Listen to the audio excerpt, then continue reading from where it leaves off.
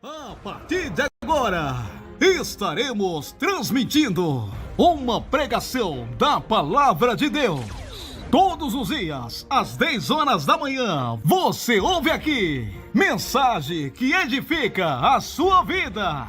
Do coração de Deus para o seu coração. As portas estão abertas.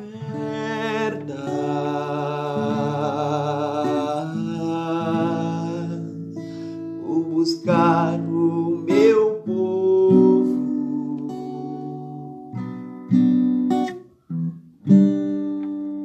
Para perto de mim,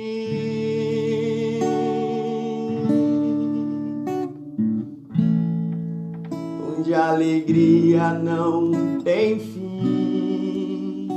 Glória a Deus, cumprimento a amada igreja com a paz do Senhor Jesus, amém? Amém. Quem está feliz, dá glória. Glória a Deus. Olha, eu quero falar hoje.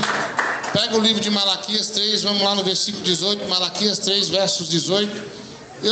Foi em cima da hora aqui, mas eu estava pensando ontem à noite, hoje de dia, sobre as coisas que estão destruindo a igreja. Eu vou tirar em base aqui, primeiro no Velho Testamento, o que aconteceu em Israel, e vamos trazer para o presente, que é o que nós estamos vivendo agora, amém? Malaquias 3, versos 18, quem achou diz amém, quem não achou diz misericórdia. Todo mundo já achou aí? Amém?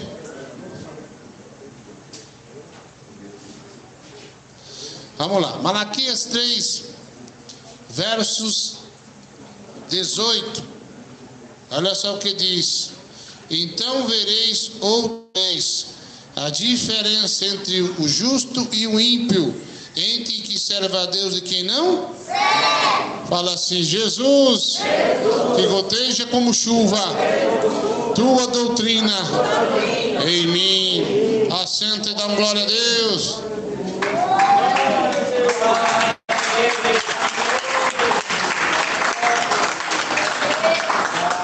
Irmãos, eu quero contar para vocês aqui sobre as coisas que destruíram Israel. Porque Israel era um povo perfeito, era uma nação eleita, era um povo escolhido por Deus. Mas por que Israel foi destruído? Por que então hoje já não é mais como era antes? Eu digo a destruição de Israel espiritual, que não tem mais vida com Deus. A primeira coisa que nós vamos falar aqui, irmãos, má escolha de Israel. Como assim? Israel era a única nação no mundo que não tinha rei. Quem entendeu diz amém. Eles tinham sacerdote e ele agia como um líder e tomava toda a decisão. Claro que o sacerdote primeiro perguntava a Deus e Deus respondia, ele passava para o povo. Mas um dia o povo clamou que queria ter um rei. E disse o povo: nós queremos ser como as outras nações. Então olha só o que eles arrumaram. Samuel, que era o líder, foi perguntar a Deus o que faria. E Deus falou: eles querem um rei, então vou dar um rei para eles. Mas Deus falou com um tom que eles iam se arrepender. Então o primeiro erro de Israel foi querer um rei, porque começou a ficar pior. Nós sabemos que Saul foi o primeiro rei de Israel. Era um homem alto, era um homem que, segundo a Bíblia, a cabeça dos outros batia no seu ombro. Homem grande, guerreiro forte. Mas, pastor, peraí, Deus mandou ungir ele como rei. O que deu errado? Olha, irmãos, ele se sentiu muito poderoso e muito grande. Ele ia na guerra e vencia a guerra porque consultava a Deus. Mas Deus também dava uma ordem para ele: olha, você vai na guerra e quando você chegar lá, você vai destruir o inimigo e não vai pegar nada, nem vaca, nem boi, nada, nem ouro, vai ser tudo destruído. Essa nação é maldita. E Deus queria que ele não trazesse nada, porque sabia que se ele trouxesse escravos, bois, ouro sacrificado a ídolos ia contaminar o povo de Israel. Quem entendeu diz amém. Amém. Além de Deus estar testando a sua obediência, ele foi e ele voltou, trouxe escravos, vacas, bois, cavalos, trouxe o ouro daquela nação. Então Deus disse para Samuel: olha, ele me desobedeceu. Samuel desceu para ver e disse: ó rei, como é que está? Como que foi a guerra? Foi boa, nós vencemos. Mas Samuel disse: eu vejo mugido de vacas. Eu trouxe umas vacas aí, porque Deus ia gostar. Mas qual foi a ordem de Deus? Não trazer nada. O homem, quando ele não obedece à voz de Deus, ele é um corrupto. Ele é um infiel. E se ele não se arrepender, Deus vai destruí-lo, ou ele mesmo destruirá pela sua própria ignorância. Então olha só o que aconteceu com Israel. Se Israel não tivesse exigido ter rei, seria ainda sacerdote, seria ainda um líder religioso que mandaria em tudo, e a coisa viria bem. Mas a própria nação errou por escolher um rei que foi corrupto, que não obedeceu a palavra do Senhor, a ordem do Senhor. Automaticamente se tornou um rebelde. Deus escolheu outro rei, que nesse caso é Davi, no lugar dele. Quem entendeu diz amém. Amém. Então o primeiro erro do povo de Israel foi isso: escolher rei. Quando começou a escolher pessoas para reinar, então outro erro aconteceu. Deus enviou seus profetas. O segundo erro de Israel foi não crer nos profetas enviados por Deus. Os reis, as nações, eles só queriam ouvir o que agradava o seu próprio coração. E quando alguém falava assim: Deus é contigo, eles achavam bom. Mas quando um profeta era de Deus e dizia: Deus está contigo, você é rebelde, eles matavam e às vezes prendiam os profetas que profetizaram aquilo que Deus mandou. Olha, irmãos, então Israel teve dois erros aí: escolher uma pessoa para reinar e também não acreditar nos profetas de Deus. Se tivesse 100 profetas, todos os outros profetizavam a favor do rei corrupto, e um só dizia que não era de Deus. Você vai perder a guerra, você tem que se consertar com Deus. E esse, por sua vez, se não correr, será preso ou morto. Quem entendeu diz amém. Amém. Então os profetas ficavam meio que intimidados. Não, se eu disser que o rei vai perder, vai arrancar minha cabecinha, vai me matar. Olha, irmãos, hoje nós estamos vivendo uma coisa parecida. Quase todo mundo quer receber bênção, quase todo mundo quer revelação de bênção. Mas a revelação de bênção na tua vida é: conserta a tua vida para que a sua alma não pereça. Vai dar glória a Deus.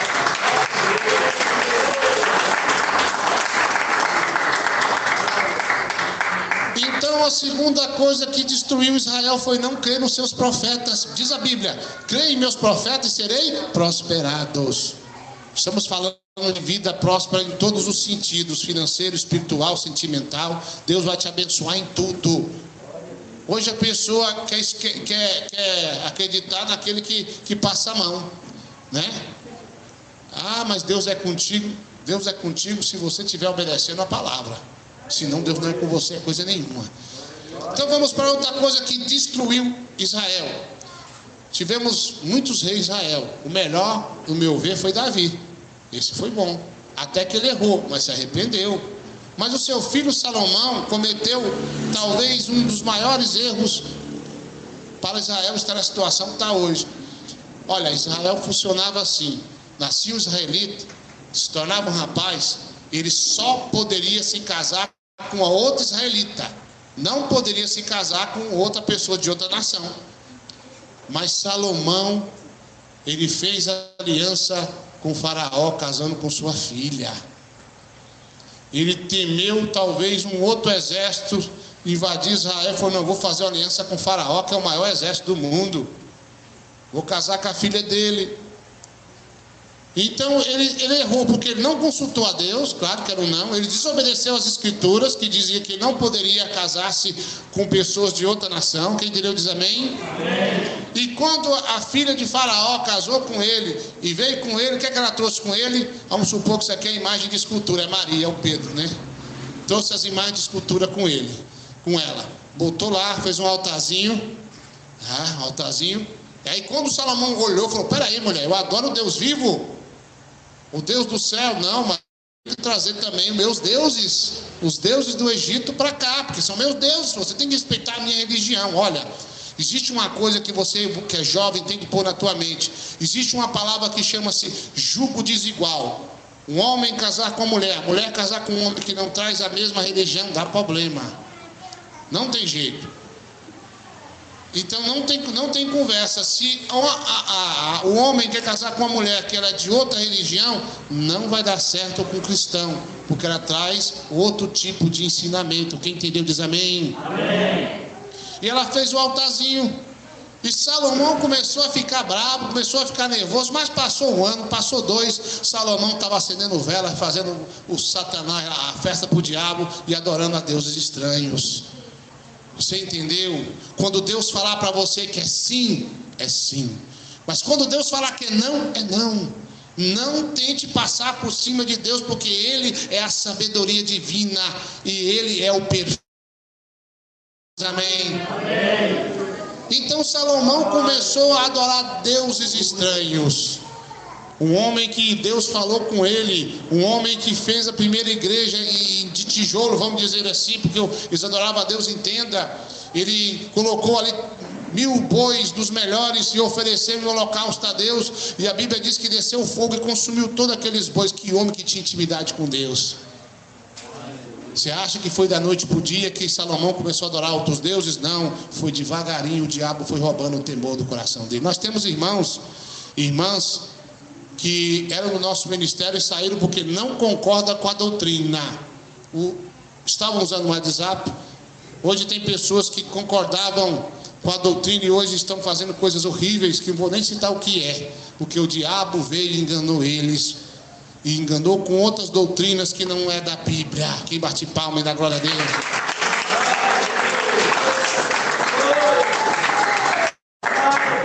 Então essas coisas foi que ajudou a destruir Israel.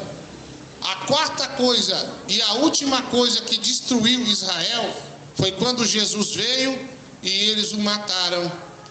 E quando mataram Jesus, antes de matar Jesus, sabendo ali Herodes que aquele homem era inocente, então houve um negócio: vocês querem que mata quem? Jesus? O que solta? Jesus ou Barrabás? Solta Barrabás, crucifica Jesus. Mas sabendo aquele homem que Jesus era inocente, ele lavou as mãos na frente de todos e disse: olha, então em quem vai cair a culpa desse inocente? Porque naquela época, se crucificasse alguém inocente, a culpa tinha que cair em alguém se ele fosse inocente, porque a pessoa era pendurada numa cruz e morria ali devagarinho. E ele sabia que Jesus era inocente, mas o próprio povo pediu que crucificasse Jesus. Israel pediu. Então o povo de Israel gritou: que caia sobre nós e nossos filhos. Então por isso que Israel vive daquele jeito lá, porque eles mesmos crucificaram Jesus e a maldição caíram sobre eles. Então a última e quarta coisa que destruiu o povo de Israel foi a crucificação de Jesus. Claro que Jesus tinha que morrer. Se ele não morresse, nós não teríamos sido lavados com o sangue dele. Amém? Mas ele era inocente, e o próprio povo de Israel disse: que caia sobre nós e nossos filhos, que caia sobre nós e nossos, vamos dizer assim, pessoal no futuro. A nossa, claro, isso aí que o irmão falou, nossa descendência. E aí, por isso que está daquela forma. Israel hoje vive numa derrota, porque crucificaram, mataram Jesus, um homem inocente, e a maldição caiu sobre eles. Quem bate palma na glória a Deus? Agora, eu quero te falar o que está destruindo a igreja de hoje, trazendo para o nosso tempo, refletindo no Velho Testamento, trazendo para o Novo Testamento hoje, o que são as coisas que têm destruído a igreja de Deus, a igreja de Cristo. O que é que tem destruído essa igreja? Vamos lá. A primeira coisa que destrói a igreja de Jesus hoje, na nossa época, é o divórcio. Pastor, como assim? A Bíblia diz que eu não posso divorciar e casar de novo. Você pode ver lá, São Mateus 19 a seguir, Marcos 9 a seguir também, em vários lugares, Romanos 7, você vê isso também a seguir. Então, em vários lugares da Bíblia, nós vemos que a Bíblia diz que o homem, ele vai sair da tua casa, ele vai se unir com a mulher e serão ambos uma só carne. Mas a Bíblia diz: se eu divorciar, se você divorciar daquela mulher, nós não podemos casar de novo, porque é até que a morte os separe. Irmão, eu estou falando de Bíblia, eu não estou falando de teologia, eu não estou falando de uma suposta revelação, estou falando de Bíblia. A Bíblia diz que o homem e a mulher estão ligados um ao outro enquanto viver. Serão ambos uma só carne. Quem entendeu diz amém. Amém. E hoje os pastores, em um modo quase que geral, com poucas exceções, dizem que você pode divorciar e casar de novo. Então essa liberação de muitos ministérios trouxe a destruição para a igreja, tirou a essência da igreja, a santidade da igreja de Cristo. Isso tem destruído a igreja. Quem entendeu diz amém. Amém. Então a primeira coisa do nosso tempo é o divórcio. Ah, pastor, eu não dei certo. Ah, pastor, eu era ignorante, eu não conhecia a verdade. Erra o homem por não examinar a Escritura Sagrada. Sua esposa ainda é viva, você está ligado a ela. Sua esposa ainda é vivo, você está ligado a ele até que a morte o separe. E a igreja tem liberado, algumas igrejas têm liberado isso aí. Não, pode divorciar e casar de novo. Isso tem destruído o espiritual da igreja, assim como destruiu antigamente lá em Israel, o povo de Israel, nos exemplos que eu citei aqui para vocês. E a segunda coisa que tem destruído a igreja primitiva no nosso tempo, semelhante como Israel, chama-se política. O que eu disse para vocês lá? Quem comandava era um líder espiritual, vamos dizer assim. Depois trocou por um rei. Então virou tipo uma política. Fulano de tal vai herdar, fulano de tal vai ficar no lugar. Hoje, irmãos, eles escancararam as igrejas e colocaram a política dentro da igreja. Pastores mentirosos, porque todos os políticos são, pedindo voto para você. Vote em mim, eu vou mudar. Ele vai mudar, vai ficar mais rico, mais gordinho, né? Mas você vai continuar da mesma coisa. Então a política é do mundo, o mundo é do maligno, e o cristão não pode estar nele. Não ameis o mundo, nem aquilo que no mundo há. Aquele que ama o mundo, o amor do Pai não está nele. Então, quando eles abriram a porta e trouxeram a política para dentro da igreja, trouxe também a destruição. Trouxe também a mentira em cima do altar do Senhor, que é santo. Deus, Ele te chama para ser um pregador do Evangelho. Deus te chama para ser pastor, evangelista, obreiras, evangelistas, missionárias. Deus te chama para isso. Deus nunca te chamou para ser político, e Deus não está na política. Não adianta afrontar, não adianta dizer isso, dizer aquilo, não adianta. Então, quando os pastores chamaram político para dentro da igreja, ou se tornaram políticos, subiram no altar e pediram voto, dizendo que ia melhorar, que ia mudar, isso fez também destruir a igreja em nosso tempo. Porque nós, o povo de Deus, somos totalmente diferentes. Se eles fazem, se eles querem, nós, a igreja de Cristo, não faremos tal coisa. Quem bate palma da glória a Deus? Glória a Jesus. Agora nós vamos falar da terceira coisa que destruiu a igreja em nosso tempo. Chama-se televisão. Pastor, mas como assim? O que a televisão ensina de bom? Nada. Não tem nada de bom. Os filmes ensinam maldade, como matar os outros. Os filmes de terror, a maioria daquelas imagens, aquelas coisas lá são demônios. Então não ensina nada de bom. Os programas de televisão, alguns que se dizem programas infantis, ensinam as crianças se requebrar. Ensinam a criança a enfrentar o pai. A novela ensina o marido e a mulher trair-se uns aos outros. Eu falei, vou repetir. tudo de pessoas que não são crentes, que diz que aonde chega a Rede Globo, estamos ao vivo, é isso mesmo que eu falei, Rede Globo, chega também depois o divórcio, o número de divórcio cresce, porque a novela ensina a mulher a enfrentar o homem. Eu estou com fome, as panelas estão aí, faça. Ensina a enfrentar o homem. A Bíblia diz que a mulher tem que ser sujeita ao homem. Claro que o homem não vai limpar o sapato na mulher, não, vai ter que respeitar ela, vai tratar com amor e carinho. Mas a Bíblia diz que é assim, quem manda na casa é o homem, pelo menos deveria ser, né? Mas a Bíblia que diz, mas o homem tem que respeitar a mulher, dar carinho, e respeitar ela como Cristo ama a igreja. Bate palmas.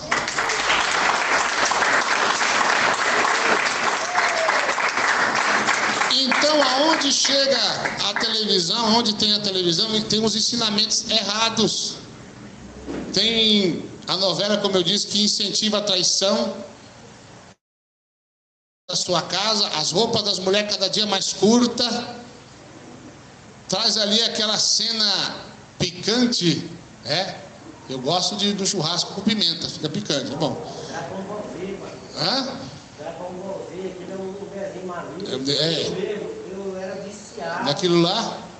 Viciado de uma forma que não tem nem como explicar. Diz que ali quando passa ali tem um 666, não tem? Porque os irmãos me contaram, tá vendo aí? Depois eu fui analisar tudo. Tem mesmo, tá vendo? Então, irmãos, ali aquela cena ali incentivando o marido a trair a esposa trair o marido, incentivando você a aceitar os cabras, né? Quem entendeu diz amém? Amém. Do manto rosa. Glória a Deus. Já que estamos falando disso, Deus destruiu uma cidade chamada Sodoma e a palavra sodomita no dicionário de português quer dizer? Exatamente. Quem bate palma da glória a Deus? Então a televisão está fazendo apologia para você, mãe, para você, pai, aceitar que seu filho vira um manto rosa. Não pode, porque a Bíblia diz assim, desde o princípio Deus fez machos e fêmeas, homens e mulheres. Quem entendeu, bate palma na glória a Deus. Já que o irmão Carlos, ele falou do Dragon Ball Z, eu nunca fui muito assim de assistir isso quando eu era mundano, mas já que ele falou, uma certa criança brasileira, ela assistia esse desenho aí. Na mente dela, ela colocou que ela era o herói, um tal de Goku, Gugu, uma coisa assim. Ela pôs na mente que era o herói. E pôs na mente que a mãe era o inimigo, que o pai também era o inimigo, que os irmãos eram o inimigo e ele tinha que lutar. E o molequinho ficava lá, né? Aquela coisa toda de menino, né? Levava nas orelhas do pai, mas não parava. Mas aí o menino estava lutando. E tem um episódio que ele solta um poder, um tal de Rame, que chama, cara? Esse troço aí, ele sabe disso aí. O homem era. E a criança estava soltando, como é que chama, cara? O Kamehameha? Esse negócio aí. E a criança estava soltando esse negócio. Aí a criança lembrou assim, peraí, meu pai tem um revólver. Vai ser o tal do Rá. Passou a mão no revólver e o resultado saiu em vários lugares de comunicação. Ele matou a família toda soltando o Kamehameha. E pá, matou tudo. Aí você fala assim, não, pastor, televisão é bom. Não é bom e tem destruído a família e destruiu a igreja. Então isso não é para cristão. Quem bate palma e dá glória a Deus.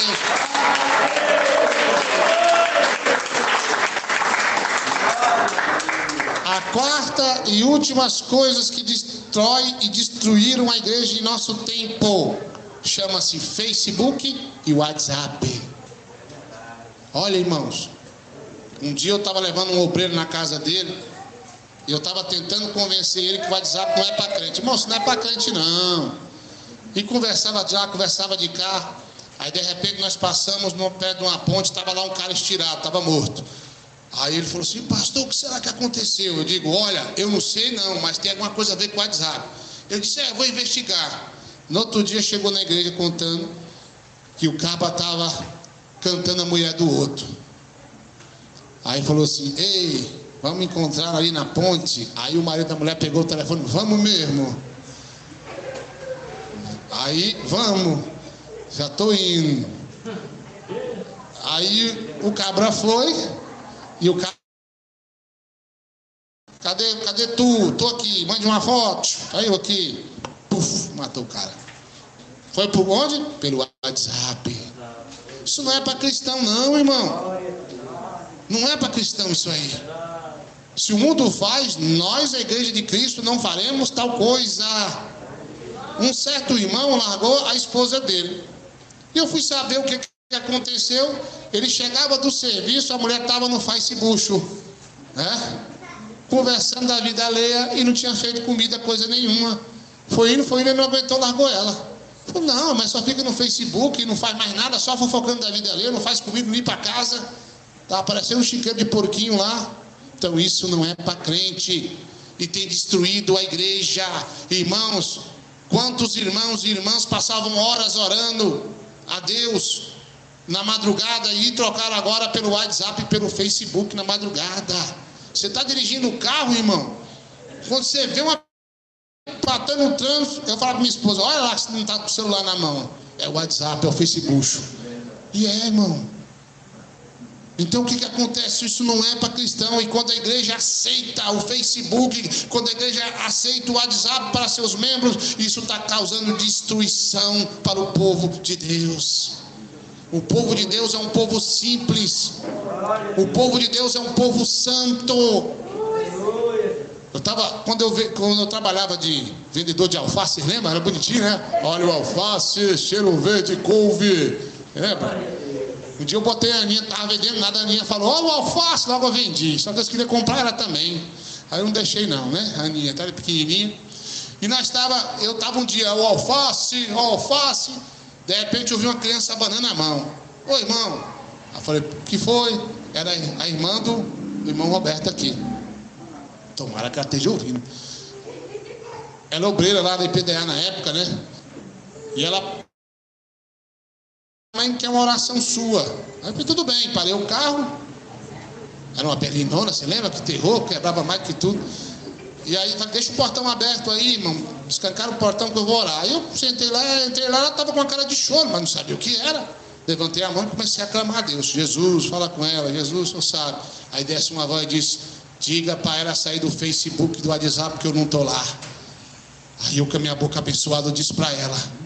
Ela olhou para mim e disse assim: a noite inteirinha eu sonhando, e uma voz dizia para mim: sai do Facebook, sai do WhatsApp, porque eu não estou lá. Não é para você não, irmão. Irmão, WhatsApp e Facebook é para te entreter, é para te enrolar, é para roubar o teu tempo de você estar com a sua família, é roubar o seu tempo de você estar orando, jejuando. Hoje em dia, irmão, você chega numa casa, na hora da janta, na hora do almoço, tá um para um lado, para o outro assim, ó, arroz esfriando. Tá desse jeito. Não tem mais aquela coisa. Lá em casa é diferente, né? Lá em casa nós temos uma mesa. Aí na hora de jantar, aí eu tô resolvendo os problemas da igreja, falando com o irmão, falando com o outro. A minha esposa vai para mim assim: tá na hora de comer. Eu não é medo não, irmão, porque tá certo, né? Tá certo? Aí eu já levo o celular para lá e sento na mesa: vamos comer, vamos conversar.